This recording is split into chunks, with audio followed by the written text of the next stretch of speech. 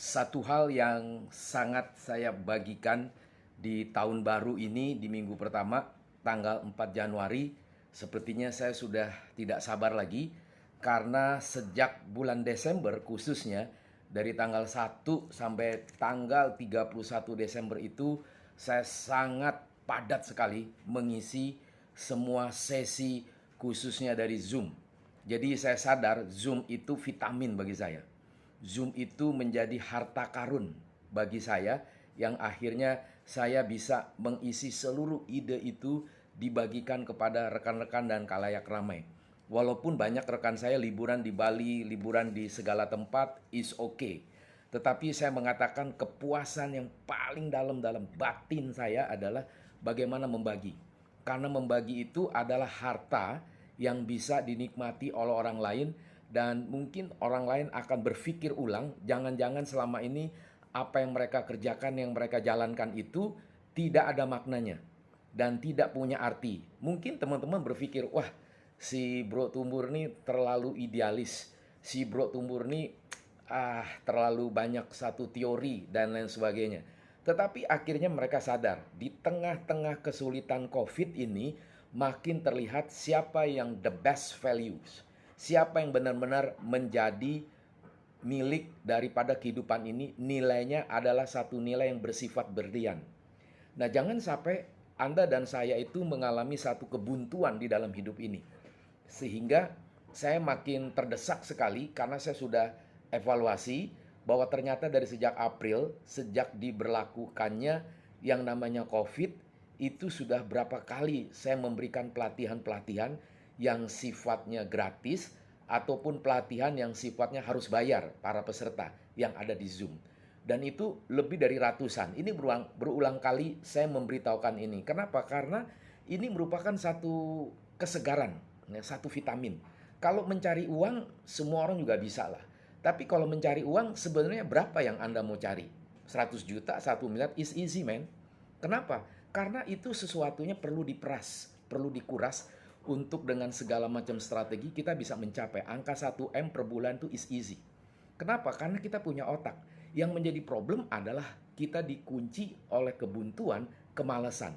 Atau dikunci oleh satu kebuntuan hanya copy paste ide-ide orang lain itu diambil tapi dia tidak kembangkan. Nah, seringkali di dalam pelatihan-pelatihan itu saya mengatakan kepada mereka, bagaimana hidup ini adalah struggle. Struggle in trajectory of game. Jadi bagaimana di dalam seluruh hidup Anda dan saya itu berlomba. Maka tadi pagi saya dikejutkan karena saya tidak sempat kemarin itu menonton sepak bola. Pemain idola saya Cristiano Ronaldo, begitu ya. Saya kemarin tidur kurang lebih jam 12 malam karena sudah terlalu letih sekali, capek sekali, banyak hal yang dikerjakan. Saya melihat ulang hasilnya itu kesebelasan Juventus menang 4-1. Dia menciptakan 2 gol. Lalu saya berpikir, orang ini makin tua bukan makin layu, gitu ya. Makin tua, makin senior, makin apinya nggak redup. Ini yang tidak pernah ada di dalam satu hidup manusia secara umum, begitu ya. Maka kenapa saya mengidolakan dia bukan karena dia kayaknya, hebat permainannya, tapi rahasia hidupnya itu. Sehingga dia tidak mau dibelenggu oleh satu waktu yang mengikat dia. Sehingga dia tidak mau hanya dibelenggu oleh sesuatu yang sifatnya begitu-gitu saja. Dia mau terus mengejar, nanti pada satu momen dia akan mengakhiri pertandingan itu di dalam lapangan sepak bola. Maka tidak heran, saya setuju sekali, bangga sekali dengan beliau karena dia terpilih menjadi pemain terbaik di seluruh dunia di abad 21. Saya mengakui this is a very good and fantastic, this is a miracle. Berarti di sini Anda dan saya harus mencoba membagi, mengulas ulang secara sederhana general check up. Sebenarnya general check up saya sudah bawa tema ini pada tahun 2004 dan 2005. Bayangkan teman-teman, itu menjadi satu fenomenal di selama saya di banyak perusahaan. Begitu juga di dalam satu ibadah profesional Kristen. Saya membawa itu membuat mereka kaget. Nah, kemarin itu hari Sabtu bawa lagi tema itu khususnya ya, secara khususnya untuk profesional Kristen. Yang nggak tahu ya sudahlah begitu. Karena saya suka kasih iklannya itu di Facebook, begitu, di Instagram dan seterusnya. Banyak orang yang senior yang datang. Jadi saya mengatakan gini, Anda beriman dengan iman Anda masing-masing itu bagaimana bisa mewarnai dan bisa menjadi satu tolok ukur dinamika orang yang hidup di dalam religiusitasnya itu mempunyai nilai. Jadi bukan segala sesuatu yang bersifatnya ego yang akhirnya mengurung dia, bondage in vainless. Jadi dikurung oleh segala sesuatu yang sia-sia. Maka selalu saya mengatakan kalau Anda tidak memiliki satu refleksi diri di dalam tahun baru, pasti Anda nggak bisa apa-apa. Nah tadi malam saya panjang lebar mempersiapkan finalisasi dan approval di dalam keluarga saya. What should we do in this year 2021? Nah jadi di 2021 kita sudah men-set up target bisnis sekian M rupiah. Memberikan target tema-tema di Zoom 500 topik selama 1 tahun. Memberikan apalagi pelatihan-pelatihan di Zoom 500 topik. Dan banyak hal kita sehingga saya mengatakan harus mencapai 1000 topik 2021. Karena kemarin 2020 gue santai hanya 300. Itu dari April sampai dengan Desember. Jadi ada hikmahnya. Bagi saya COVID itu ada hikmahnya. Bukan ketakutan semata. Kalau gue hanya takut banci gue. Kenapa banci? Karena gue gak punya nilai. Nilai hidup itu berarti sekali karena gue didesak oleh Roh Tuhan di dalam jiwa gue. Karena hidup itu sesuatu fakta, hidup itu bukan makin sempurna di dalam dunia ini. Karena yang tidak benar itu, yang jahat itu makin kreatif. Bagi saya orang jahat itu saya tidak mau sumpahin, ya kan? Saya tidak mau hina dia. Justru itu berbalik refleksi kepada diri saya. Oh ternyata kenapa yang jahat lebih kreatif? Katanya kita, lu sama gua orang religius, but bego, nggak ada kreatif. Jadi gue nggak nyalahin dia. Di situ langsung gue terbakar. Waduh Tuhan, ampuni gue. Gue harus berubah dan harus melakukan segala sesuatu yang lebih kreatif, lebih bernilai, bermutu di hadapan Engkau sebagai pencipta alam semesta dan isinya. Dan karir gue setiap tahun itu harus makin moncer, makin bernilai dan Tuhan itu dipuaskan. Bukan sekedar orang-orang itu senang sama gue, tapi Tuhan itu senang nggak sama gue. Kalau Tuhan gak senang sama gue, berarti gue tidak lulus di hadapan Tuhan. Ini orang gak pernah sadar akan hal ini. Maka saya akan membagikan beberapa tips mengenai konsep kriteria apa yang saya alami setiap tahun saya harus general check up. Yang pertama, begini rekan-rekan ya. Anda dan saya kalau melihat satu gedung yang tinggi. Saya itu pernah ke Dubai, saya pernah ke New York. Satu gedung yang tingginya bukan main dan itu selain kita rasa takut ke atas begitu ya, ada fobia ketinggian itu yang sangat tinggi. Waktu ke Shanghai juga saya pernah pergi sana, tinggi sekali begitu ya. Dan itu bukan soal takutnya begitu ya, tetapi sudah berada yang paling tinggi di situ, kita bisa melihat segala sesuatu kota itu indah sekali. Nah, saya langsung berpikir di tengah ketakutan di tinggi sedemikian rupa, otak saya berpikir, wah, gedung ini sampai di tempat yang paling tinggi bisa berapa ribu orang sehingga gedung ini bisa goyang. Gedung ini bisa meroboh ke bawah dan bagaimana gedung ini kuat dalam skala Richter berapa sewaktu ada gempa bumi. Terus berkecamuk di dalam pikiran saya. Setelah 2-3 menit berkecamuk, saya langsung melihat jauh ke depan itu dari gedung yang paling tinggi di Shanghai. Itu saya kaget, bukan shock. Kenapa? Bukan shock takut, indah sekali, very beautiful. Jadi semakin tinggi kita melihat, itu di bawah itu semakin terdeteksi apa yang sebenarnya terjadi dalam hidup manusia dan dinamika hidup manusia. Nah itu yang saya ingin mengatakan, semakin tinggi gedung yang kita naiki dan melihat sampai ke bawah, kita ingin melukiskan satu gambaran betapa hebatnya orang ini membangun satu gedung yang tinggi. Hebat yang pertama, pasti dia cerdas. Hebat yang kedua, pasti dia kreatif. Hebat yang ketiga, pasti dia cekatan. Hebat yang keempat, pasti dia cheerful atau ceria. 4C ini menjadi satu dorongan bagi saya menginspirasi bahwa makin tinggi satu gedung, makin sadar mengeksplorasi kekayaan visi Anda secara pribadi yang mampu terobos rutinitas hidup. Artinya apa? Kalau Anda dan saya tidak punya visi di dalam hidup, apalagi tidak punya visi di dalam bisnis, apalagi tidak punya visi di dalam sehari-hari, itu menjadi kegagalan. Saya kaget, anak saya memang cerdas sekali. Dia tinggal di luar negeri, dia mengirimkan tentang sentuhan jiwa dia, apa yang dia lihat di tahun 2020. Anak saya cerdas sekali dalam filsafat. Anak saya paham sekali di dalam religiusitasnya. Dan anak saya tuh paham sekali dengan culture. Dan anak saya tuh mengerti sekali bagaimana mengintegrasi seluruh pendidikan yang dia serap dari papa mamanya. Dan waktu dia kuliah lanjut di Amerika tahun kedua ini, dia makin mendapat sesuatu yang luar biasa. Dia mengatakan, papa bener loh, susah jadi guru, jadi dosen yang benar-benar berkualitas tinggi. Susah dapat di Indonesia. Yes, papa bilang selalu bener kan. Tapi bukan berarti kita menghina orang Indonesia. Karena jarang orang Indonesia tuh selain menulis, dia juga mampu berbicara. Sehingga berbicara ini melukiskan tentang visi dia ke depan bagaimana. Nah, itulah yang pertama ingin saya mau bahas. Bahwa satu pandangan yang jauh ke depan dari satu sudut yang paling tinggi, point of view, kita akan mengeksplorasi seluruh possibilities dari apa yang kita pahami, referensi hidup kita ini, dan mengkoreksi total. Apa sesungguhnya harus kita rejuvenate, kita revitalize, and then what? Kita harus bertanding di dalam seluruh kehidupan ini dan tidak perlu habis di dalam opini yang menjelekkan satu dengan yang lain.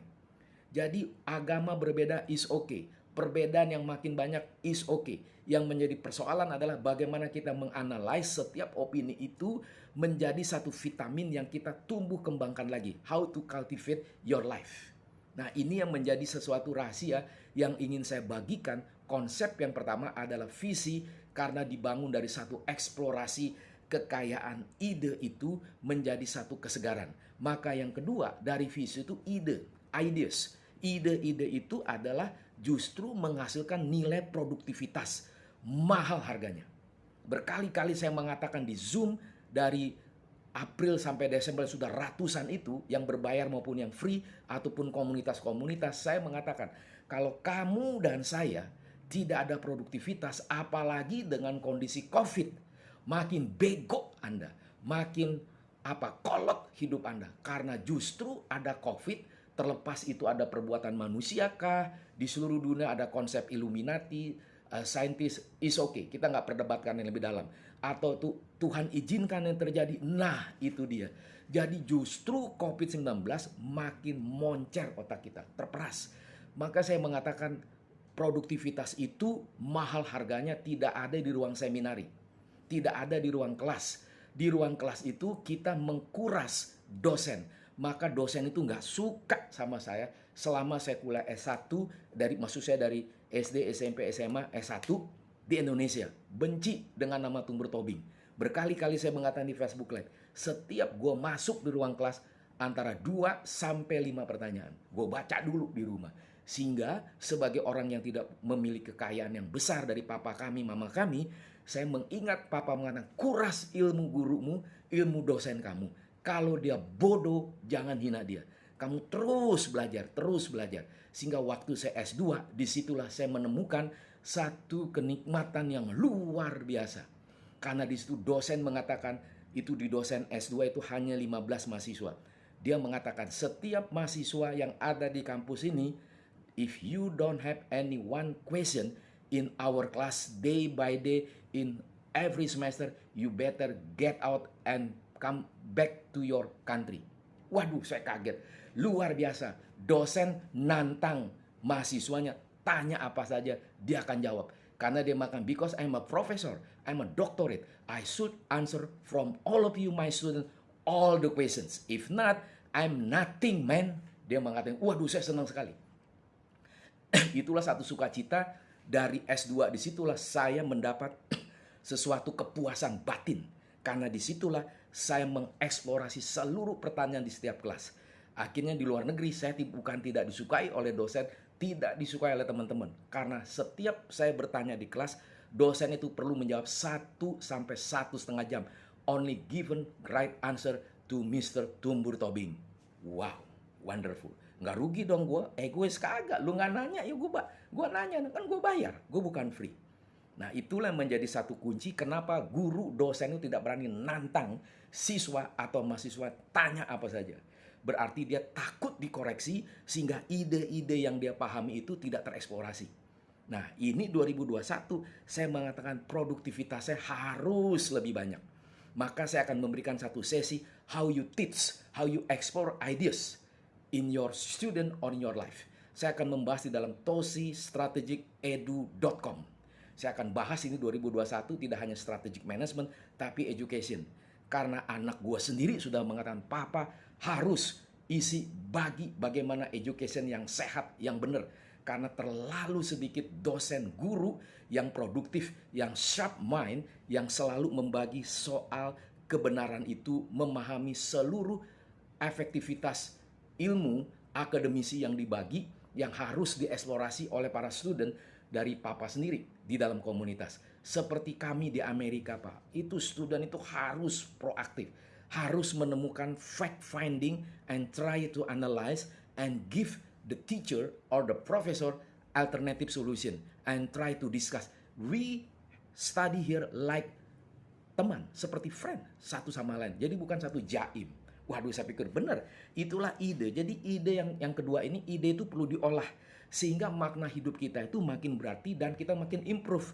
Jadi kita tidak melakukan segala sesuatu yang itu-itu saja. Nah, ini menjadi sesuatu kesulitan bagi Anda dan saya untuk mau improve, menemukan segala sesuatu yang sejatinya di dalam hidup.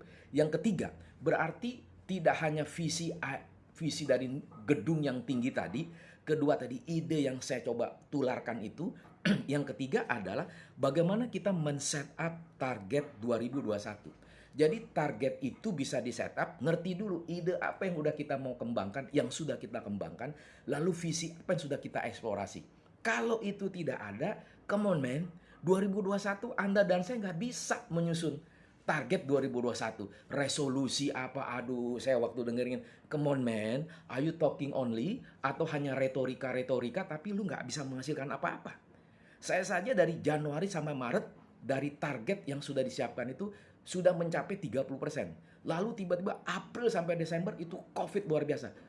Seperti ada crossover, saya berhenti, saya harus berpikir strategi yang refresh lagi walaupun ada COVID. Bukan berarti saya stop for nothing. Maka selama COVID dari April setelah pemerintah mengumumkan ada PSBB dan seterusnya dan sejenisnya, saya selalu tidur setiap hari jam 2 pagi. Bangun jam 6 pagi. Kenapa? Gue bagi. Gue lihat semua berita-berita tentang sains, tentang pendidikan, tentang manajemen, tentang politikal, segala sesuatu yang ada di seluruh dunia. Kenapa? Karena ini merupakan satu kekuatan yang sangat luar biasa yang harus kita kembangkan. Begitu ya. Dan dari target yang 2021, Anda harus mempunyai sistematika berpikir yang logis dan ada strategic design yang lebih dinamis, agresif, dan ada hasrat yang tinggi. Kalau itu tidak ada, Anda sulit. Kenapa? Berakibat Anda sulit mengalahkan ego, frustasi, juga kemalasan. Karena itu mengakibatkan batin Anda dan saya itu terluka. Kenapa? Karena Anda dibelenggu, Anda digelapkan oleh sesuatu yang membutakan dan mencengkram, sesuatu yang sia-sia, akibatnya vulnerable. Akhirnya rentan untuk Anda dan saya mau menangkap, mengejar perlombaan hidup itu menuju 2021 yang akan berakhir 31 Desember. Saya selalu mengatakan sama anak saya, ingat 1 Januari bukan hanya kembang api, petasan, lihat di TV, 1, 2, 3, 4, 5, wah langsung berubah. Itu oke, tapi apa yang udah engkau susun dan engkau doakan dan engkau renungkan, engkau pikirkan, engkau lari dari situ. Jangan asik dengan segala sesuatu yang romantika picisan. Nah, maka di sini ego frustasi itu adalah sesuatu yang membelenggu. We must remember, my friends, corruption is more than killer COVID-19. Jadi yang namanya korupsi waktu, korupsi uang, korupsi segala hal itu lebih kejam daripada COVID-19. Anda coba pikir. Dan yang kedua, di dalam abad 21 yang namanya fraud, penipuan, yang namanya fake news, itu adalah satu bukti hancurnya society in this globe. Berarti Anda dan saya di dalam konteks general check up, mulailah sekarang ini Anda saya tantang apa yang Anda harus lakukan.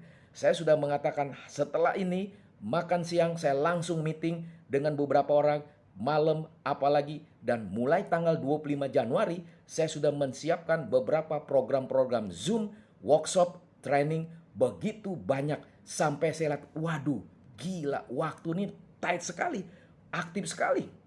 Jadi istri saya bilang, papa sibuk sekali ngeliat kayak begini. Yes, tapi akhirnya sibuk bukan sesuatu menjadi bodoh. tetapi sibuk kita menemukan eksplorasi, catch the moment.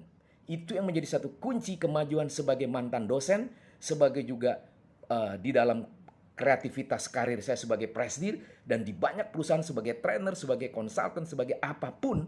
Itu bukan copy paste yang mematikan, memilukan, tapi terus bersaing. Sehingga bersaing ini bukan berarti engkau menjadi kaya raya dari segi uang, numbers, tapi engkau dan saya kaya raya di dalam ideas dan legacy yang kita tanam dalam satu generasi ke generasi.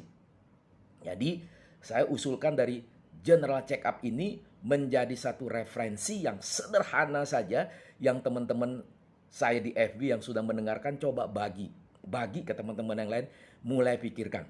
Karena jarang sekali orang memberikan segala sesuatu yang bernilai tinggi karena ada hasrat yang mulia, bukan kesombongan, tapi untuk membagikan masyarakat kembali kepada originalitas in this life. Okay guys, see you and thank you very much.